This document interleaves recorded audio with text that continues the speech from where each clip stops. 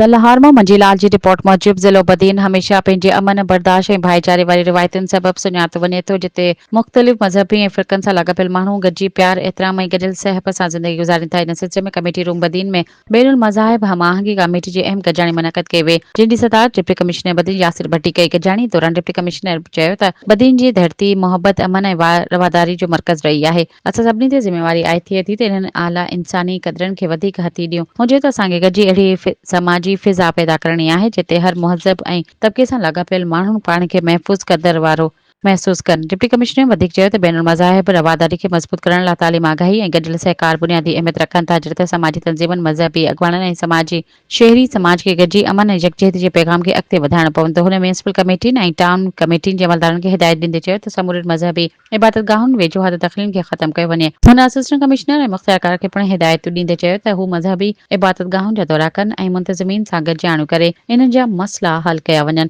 गॾिजाणी में शिरकत कंदड़ पिणु पंहिंजा ख़्याल पेश कया ऐं इहो अज़म ज़ाहिर कयो त कंहिं बि तफ़रीही तफ़रक़े या नफ़रत फैलाइण वारे अमल खे बर्दाश्त न कयो वेंदो ऐं ज़िले बदीन जी अमन पसंदी वारे सुञाणप खे बरक़रार रखण लाइ गॾियल कोशिशूं जारी रहनि थियूं। गॾिजाणी में अक़लियती अॻवान जीवत राम चयो त अक़लियती क़ब्रिस्ताननि ते कब्ज़ा थी विया आहिनि, कब्ज़ा ख़ाली कराए ॾिना वञनि, जंहिं ते डिप्टी कमिश्नर बदीन यासिर भट्टी लाॻापियल असिस्टेंट कमिश्नर खे हिदायत ॾिनियूं त हू पुलिस सां गॾिजी क़ब्रिस्ताननि जी सरकारी रिकॉर्ड मूजिबि माप कई वञे। कब्ज़ो हुजण जी सूरत में हद दख़लनि खे डाहे पटकाए वञे। गॾिजाणी में SSP Badin Qamar Raza Jaskani, additional director social welfare Abdul Ghaffar Koso, information officer Irfan Ali Junejo, समूरा असिस्टेंट कमिश्नर ऐं ॿिया लाॻापियल ऑफिसर पिणु मौजूद हुआ।